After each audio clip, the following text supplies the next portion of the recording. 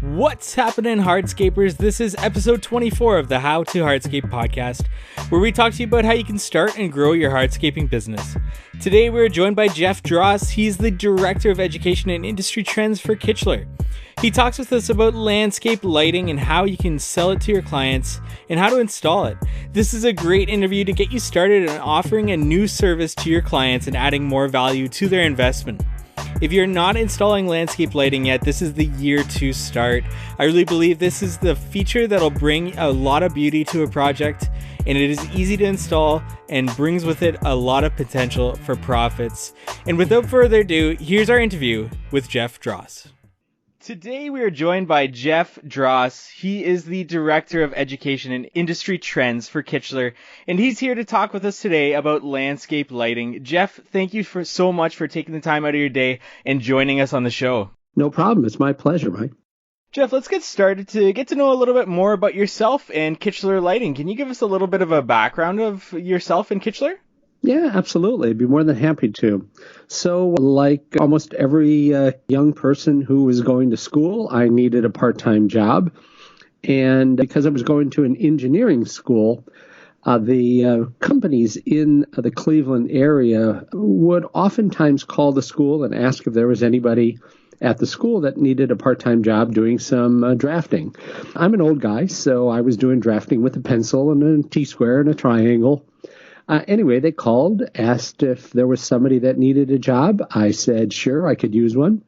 Interviewed, and in 1974, I started my career in lighting. At that time, there wasn't a lot of landscape lighting being used, but Kichler is actually a full-bodied manufacturer. So we do interior lighting, exterior lighting, portable fans at this point. At that time, we didn't. And I started my career in engineering. So for about 25 years here, I spent supervising and managing the engineering department. And then Kichler moved me into product management and ultimately into this job that I have right now.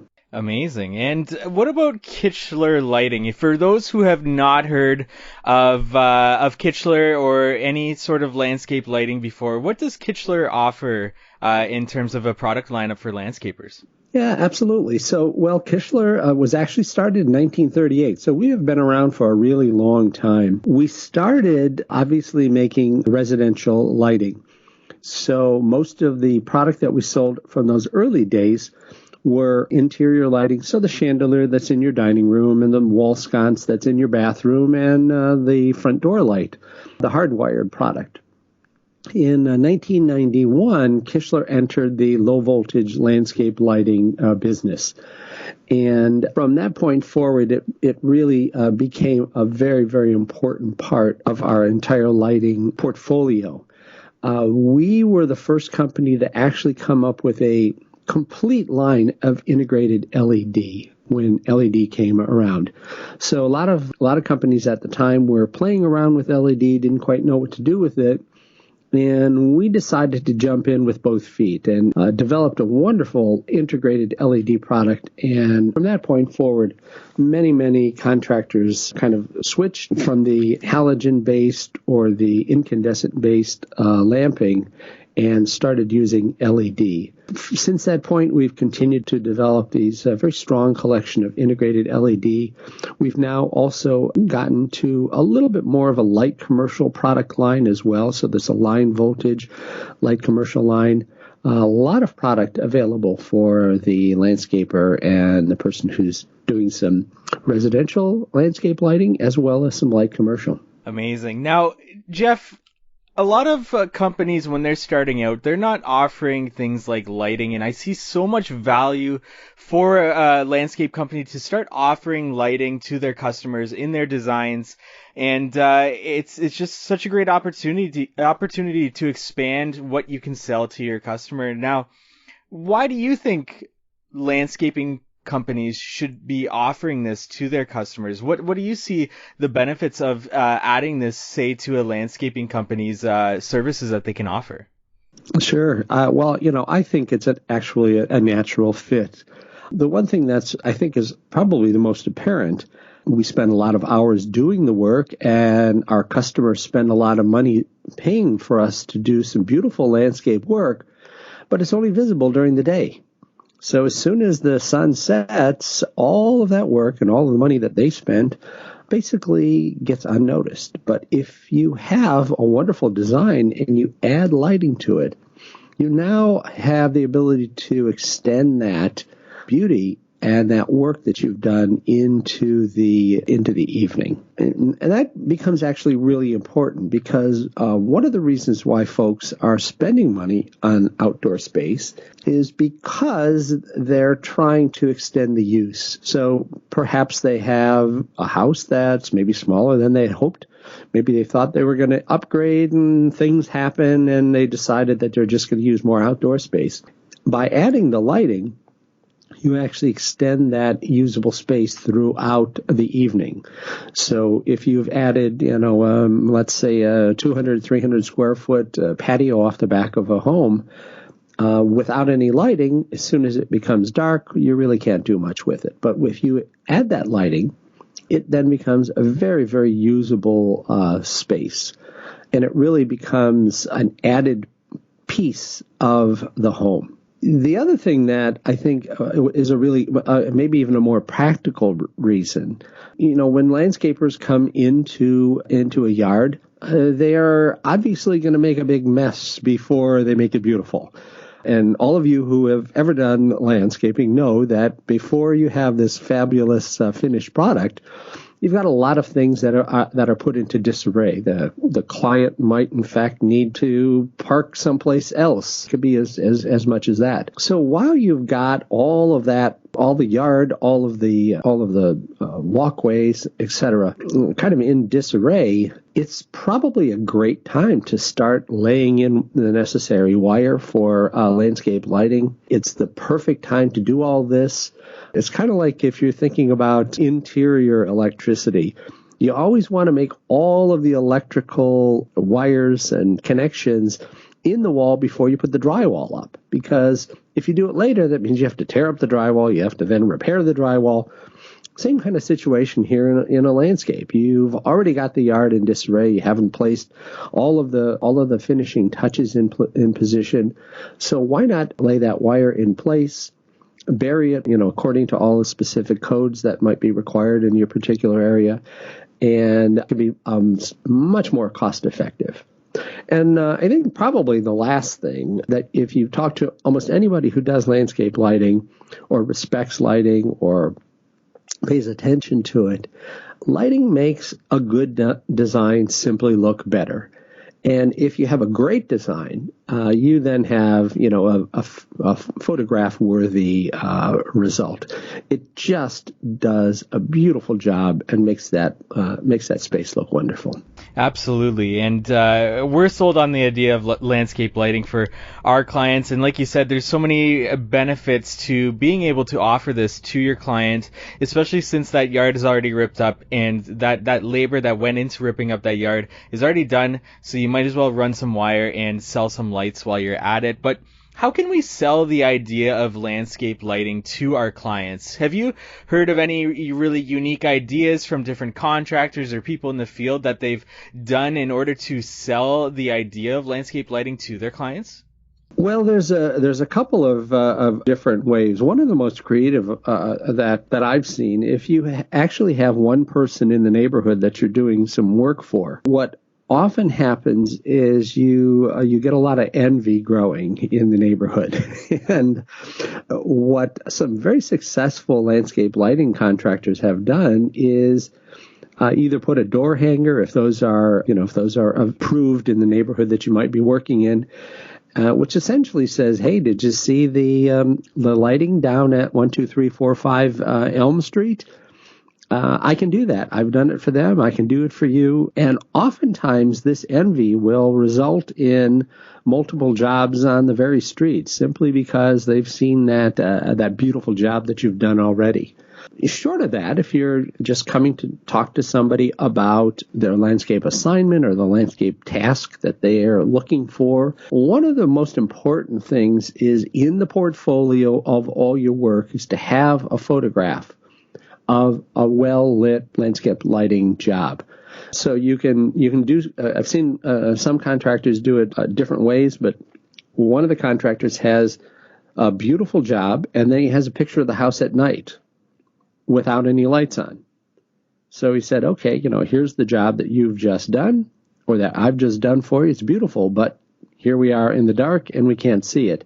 And then right next to it is a photograph with that space lit, and to really see the difference that it's going to make. So, he has the completed job, and then he has the house at night, and then the space lit at night. Now, that does require nighttime photography, and some of us are comfortable with that. Some of us are not. If you're not the kind of person who's comfortable taking nighttime photography, find a buddy who is, or hire a professional photographer who knows exactly how to take nighttime photography. There is a little bit of an art to that particular science. You've got about a 15-minute window of opportunity to take almost perfect shots. But that would be very helpful. One of the other techniques that I think is very helpful is simply giving the clients a list of homes that you have lit in the past. So stop by it on Oak Street and take a look at this house at night. So the client can drive by during the day to look at the landscape job, and they can drive by at night to look at the lighting job. There's a couple practical aspects that you can certainly talk to clients about. Safety is probably one of the things that they may in fact be concerned with. So, you have paths and steps and patios that have been installed in a landscape. And if your friends and relatives and kids and grandparents can't successfully walk down a path without falling off the pathway into the grass, or if they don't know where the steps are, those can be safety concerns. The addition of light on steps and pathways, and frankly, if it's a raised patio, can be very, very helpful just from a very practical standpoint. And then I think most people are concerned about security, the security of their home. Lighting does add that security. But what's wonderful about landscape lighting is that it's not simply buying one of those big, huge security lights that they sell at the big box stores with that big, huge beam of light aiming at you. That really isn't a security light.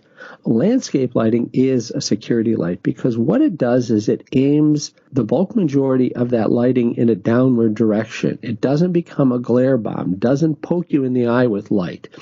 It lights the environment that you're at. And you don't want that glare. Think about glare when you're driving down a freeway and somebody on the opposite side of the road has their bright headlamps on. And, how well can you see with that oncoming car? Well, that's exactly the kind of lack of security that you get from those big, bold, bright security lights. They don't really help. They actually blind you at night. We can see really, really well in the evening when it's dark outside. Our eyes adapt very, very well to a dark environment. So all we need is just a little bit of assistance and a little bit of help. And that's the kind of security that landscape lighting can really add to a house. And I guess the one last thing is kind of what we alluded to at the very beginning. You want to show off maybe a little bit. Of course, none of us like to admit that, but a lot of us say, well, it's my house. I'm very proud of it. I want to show it off. I'll tell you a small little story. I have obviously landscape lighting on my house. And when people meet me for the first time and I tell them who I am, they almost inevitably say, oh, you're the guy with the house with the lights, because my house is so definitively different. And my wife and I were lucky enough to have won a community improvement award in the city that we live in because we bought a house that was in a little bit of rough shape and we turned it into a very nice home. And when we won this award, they announced at the awards ceremony that if you think the house looks nice now, you should see what this house looks like at night. It's stunning. So lots of reasons lots of ways that you can sell that lighting to the customer and the client. Yeah, and I mean, just so many interesting aspects that I haven't even thought about before that you mentioned there. You talked about, people become envious of that house that has something done to it. And landscape lighting is that perfect thing that when you see it at night, people become envious about. And we've gone into subdivisions that we felt, if we did this house with landscape lighting, we could sign up a bunch of these houses. So we actually go in and sometimes do a discounted rate on our installation just to get that first house, just to set that trend for that community there. And you do find that there is a very we want what the Joneses want type of attitude in a neighborhood, don't you? Absolutely. So just hearing you say that just made me smile a little bit that, that's exactly what we see as well in our business. And another thing you talked about briefly there was that Kichler makes these landscape lighting where the source of the light it's hidden from the eye, so you don't get that glare. It's using the lighting of the vegetation. It's bouncing off the vegetation, or it's bouncing off the floor.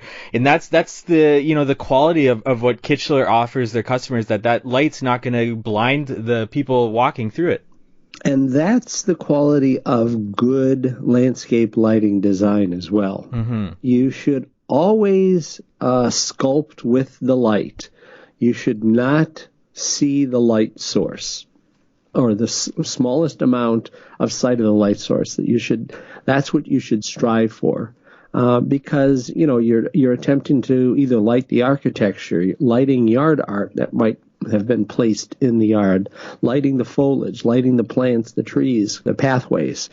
Those are the goal. You want to add light to those. You don't want to see that light source. This is complete opposite of what you're doing when you get inside a house.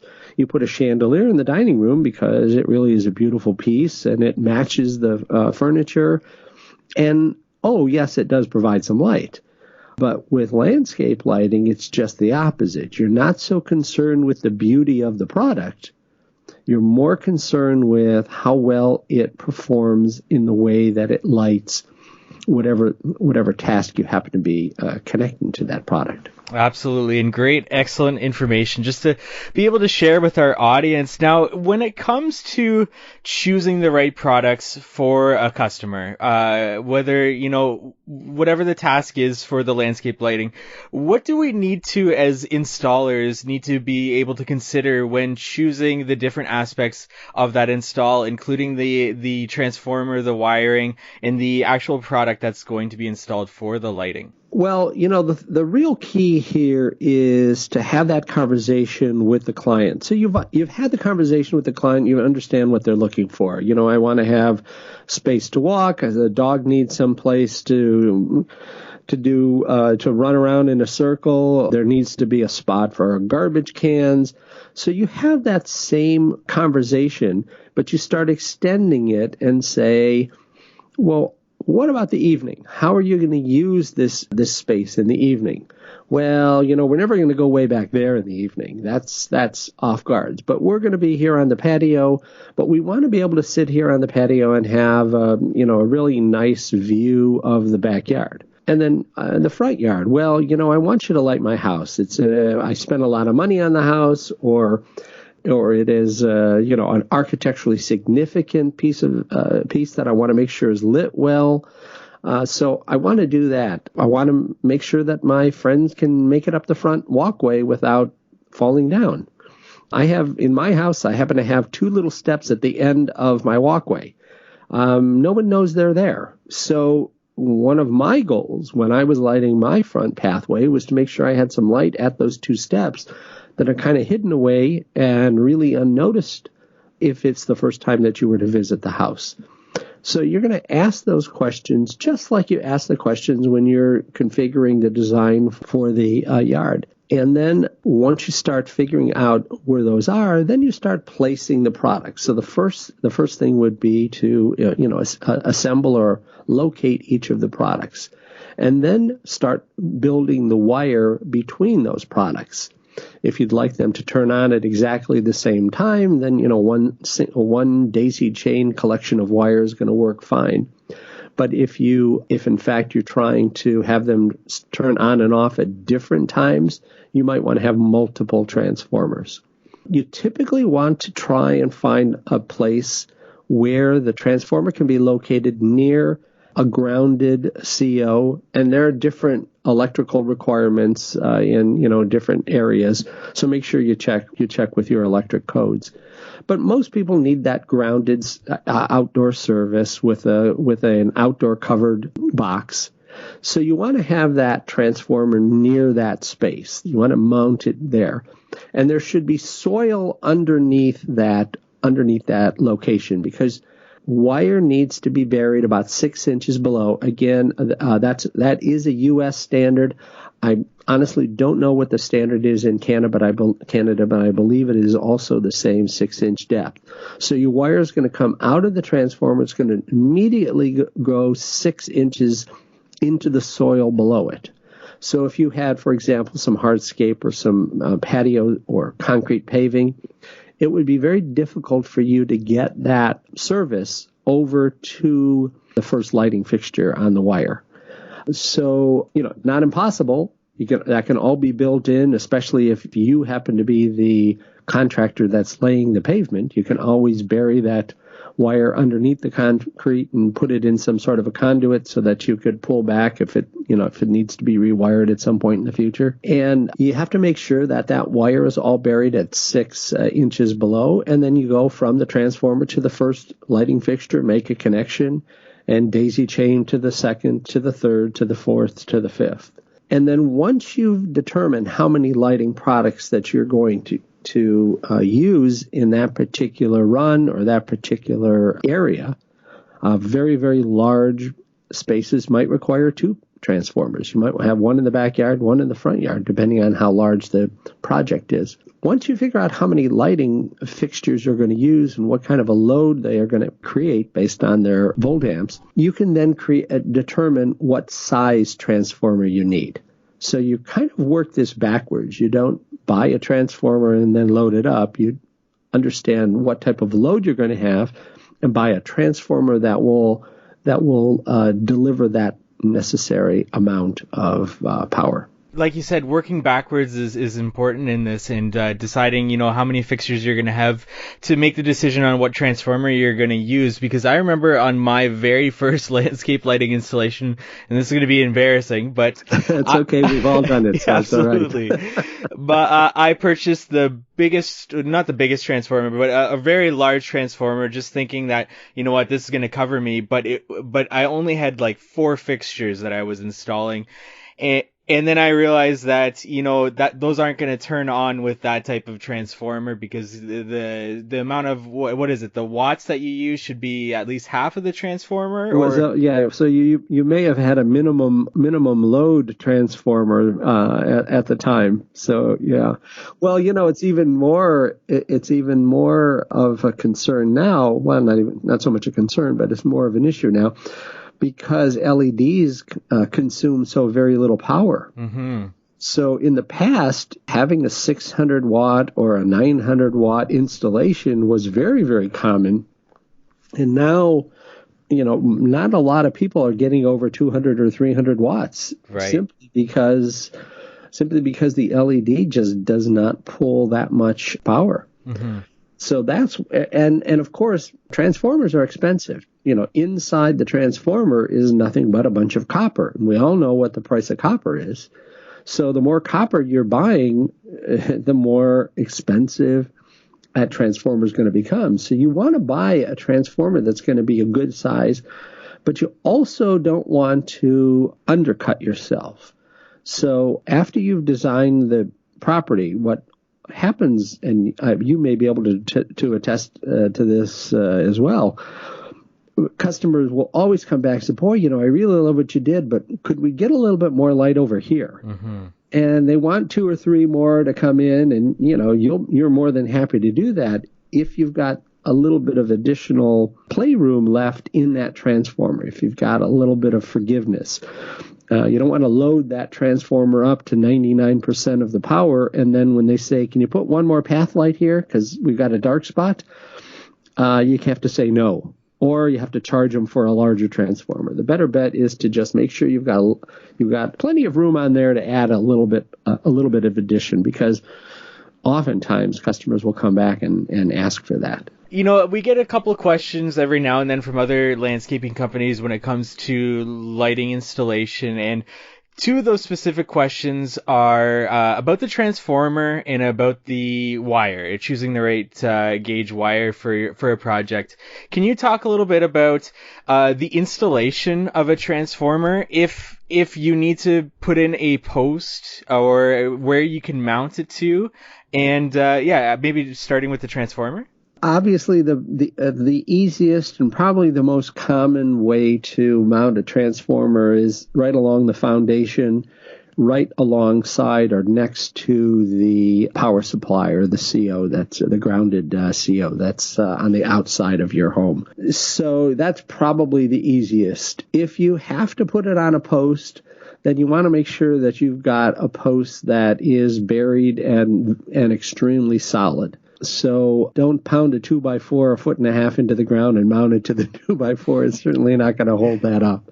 So you want to be as conscious of that as possible. You're going to need to have that 4x4 post buried a couple of feet into the ground. And, obviously you're going to want to be sensitive to some freeze lines. If you happen to be in an area that's got a lot of freezing and thawing, so your freeze lines are probably a little bit deeper the further north we go. If you're going to do that, make sure you've got a really sound 4x4 post built into that foundation. And then the wire with LED right now, unless you are really, really traveling long distances, the 12-gauge wire does have a tendency to be about as large as you have to go. Mm-hmm. Now, if you happen to have to travel a couple hundred feet from the transformer to the first lighting fixture, you might need to get up to a 10-gauge. In most cases, that 12-gauge wire, in most installations, most residential installations, that 12-gauge wire is probably going to do the trick. Make sure you're buying that you're using the 12-gauge in-ground direct bury wire, because that's going to be important to meet your building codes. You also have to be sensitive to whether or not your particular municipality or your province is requiring some sort of licensure on your part, or there has to be some sort of electrical approval once it's been installed. So you should know that based on the municipality up front, so that you know what you're dealing with. Mm-hmm. Yeah, but right now with LED, in the past with the incandescent lighting, you would typically have to go with a number of different types of gauges of wire. And what that gauge of wire would allow you to make those longer runs, allow you to maintain sort of a consistency of light output between the products. But with LED, and especially with Kichler's LED, regardless of the input, they are basically providing equal output. So whether or not there's a 9-volt input or a 15-volt input, the light output is going to be equal. So that's one of the advantages of LED. In the past, you'd have to go with these different gauges of wire from the transformer to the light source to try to maintain some consistent light output. Thank goodness that's something that we don't have to deal with any longer. But yeah, for the most part, think about 12 gauge. You can do those calculations, and there are ways to do those calculations, which are probably best for not have me explain those. For sure, yeah, absolutely. It'll take us an hour and a half of very boring math. But if you look online, you can take a look at some of those calculations for longevity. But for all intents and purposes, even out to a neighborhood of let's say 200 feet with about 10 4 or 5 watt LED, you're really not gonna fall under the amperage minimum, and you're going to have a pretty consistent light output. So that a lot of those concerns are probably coming from people who used to do the incandescent, realized it was a little bit of a stinker to figure out some of these things. And, now they're coming back and looking at it again because LED has made a lot of that much easier. I mean, I'd say the last thing that I'd want to touch on the installation would be at each fixture, we generally leave like a 2-foot or so loop just in case the customers maybe wants to move it this way or that way, or, there's a problem with the wiring to be able to rewire it.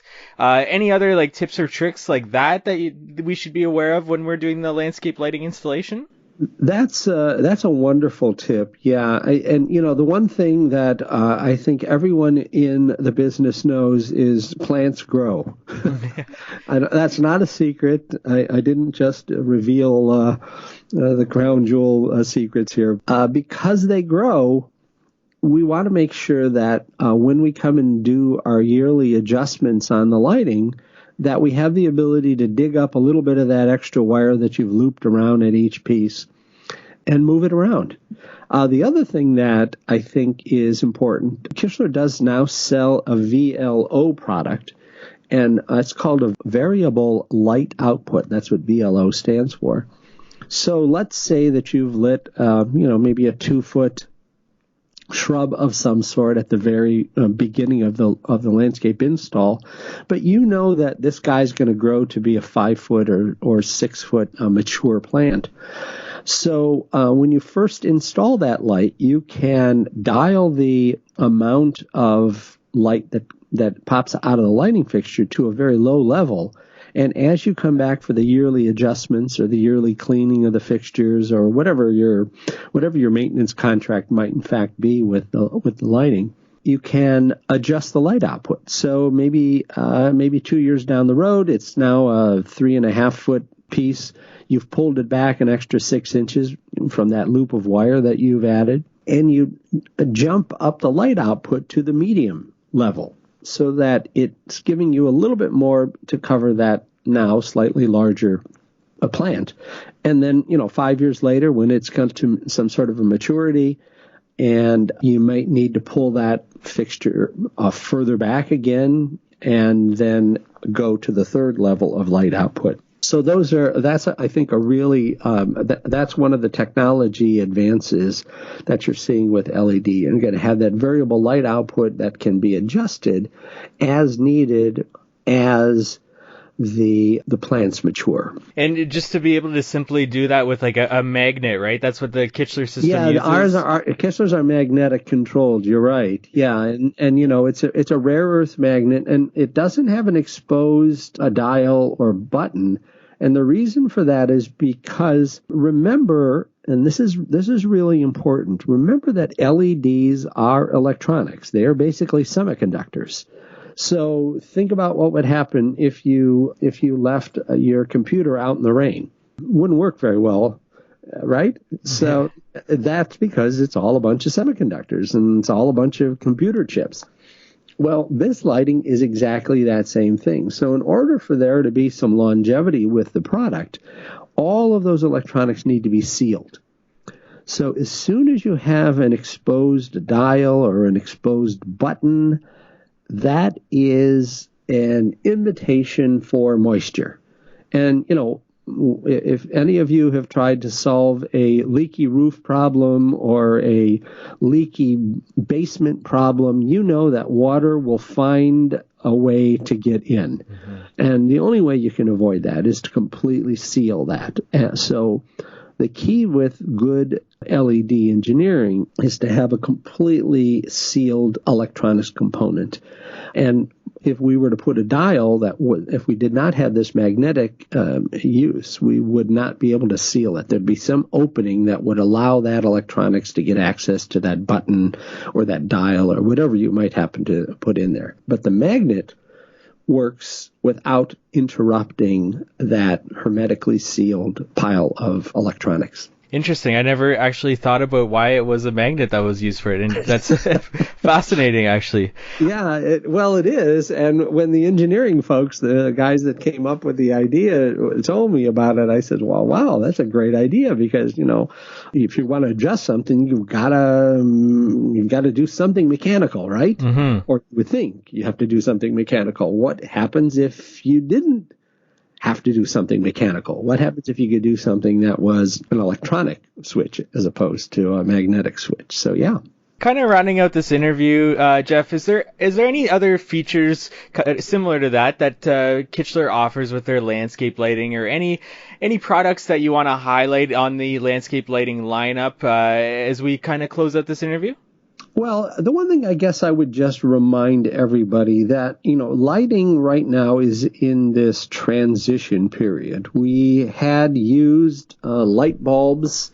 We have trained ourselves as humans to be lighting fixture maintenance and service technicians. All of us have got a closet full of light bulbs in our house for all the different lighting fixtures in that home.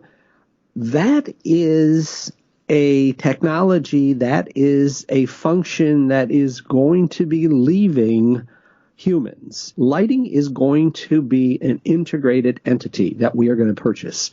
So you see on the market right now a number of products that are buy an LED light bulb and put it into an incandescent lighting fixture. Or you can buy an LED candelabra light bulb and put it into a candelabra socket. But we are slowly but surely moving to a situation where lighting is going to be integrated. LEDs will last for about 40 to 50,000 hours. If you use those 6 hours a day, that's somewhere between 18 and 23 years. So products are going to be kind of like a refrigerator. We buy a refrigerator, we plug it in, it keeps everything cool, keeps our beer cold, and then one day it just stops working. So what do? We unplug it, we throw it in the garbage, and we buy a new refrigerator. And the new refrigerator is going to be way better than the one that we just replaced. That is what's going to be happening to lighting. We are going to be buying these integrated lighting products, and lighting is going to have a 23 or a 25-year lifespan, depending on how we use it. And then we're going to replace it, and the thing that we replace it with is going to be substantially better and a lot more current. So keep in mind that integrated LED is the wave of the future. It's the way we're going to be lighting the inside of our homes. It's going to be the way we are already lighting our landscape lighting in almost every case. And that we as humans are not going to be lighting maintenance and service repair people. It's just not going to be part of what we do. And if you have grandkids, the likelihood that they will know how to change a light bulb is going to be almost unknowable. They just simply are not going to understand that concept. And I guess from a practical standpoint, the only other advice I would tell you, if you haven't designed any lighting, if you don't know anything about lighting, experiment on your own property. Mm-hmm. Don't experiment on a paying client's property. I work with a gentleman here that trains landscape installers. And by his own admission, his house is probably not the best lit house on the street. His neighbor, which he did, is much better than his. And the reason for that is because he's constantly experimenting. He's constantly taking a fixture out of the ground and putting a new one in, and he wants to see what the new product looks like, and he wants to compare it with the old product. So if you were to drive by the house, you'd say, boy, that's not really a very good landscape lighting job, but the neighbor looks wonderful. And there's that, and that is for a very good reason. I have some wires in my own property that are sticking up above the ground. I don't want them like that. They shouldn't be like that.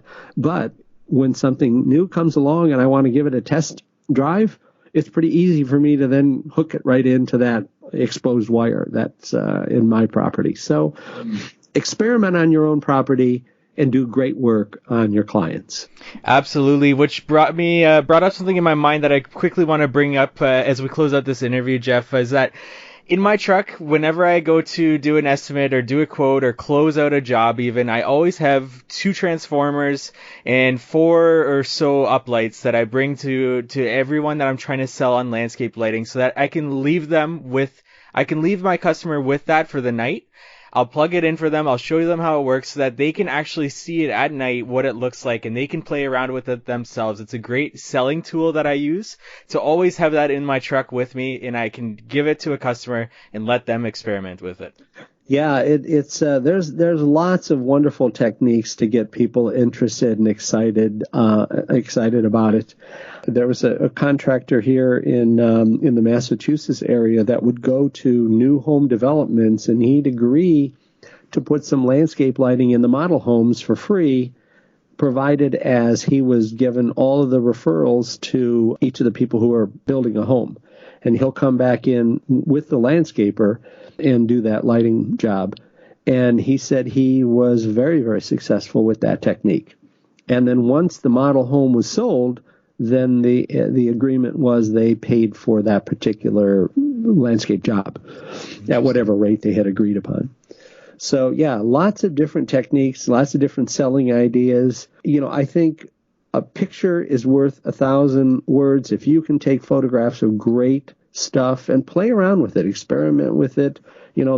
These mobile phones have got fabulous cameras that can really make up for a whole lot of poor skills for most of us on the phone. And, take great photographs and share it on your social media. Make sure you post it on your website. And when people see the beautiful results of landscape lighting, they get really excited about it. I feel like landscape lighting is that if you put it in words, it's maybe not as appealing, but if you just show somebody, then they're totally sold on it. They are, yeah, absolutely, and then it multiplies very quickly once that first person has it in the neighborhood. I put landscape lighting in my neighborhood. I live in this historic district, and now there are about 10 of us who have landscape lighting in the neighborhood. So, it multiplies quickly. Absolutely. Jeff, thank you so much for taking the time out of your day and joining us here. Absolutely. It's my pleasure. And hope if anybody is looking for some information on Kichler, I'd invite you to go to www.kichler.com and take a poke around. There's lots of images, lots of ideas, and lots of information that you can find about landscape lighting, as well as the interior products that Kichler sells as well. Thank you for listening to today's podcast episode. Visit us at howtohardscape.com for more information on this subject, and let us know what you want to learn more about in the future episodes by reaching out to us on our social channels. We are at howtohardscape everywhere, and contact at howtohardscape.com if you want to email us. We'd love it if you'd subscribe to this podcast, leave us a rating and review on iTunes if that's where you're listening to it. It really helps us get this podcast out there and to get more guests onto the show. And thank you for listening in. We love everyone sharing this podcast and reaching out to us and letting us know, the different things that they took a value from in each episode. So thank you to everyone listening, sharing, and reaching out to us. We really appreciate it. We look forward to meeting with you next week on the How to Hardscape podcast.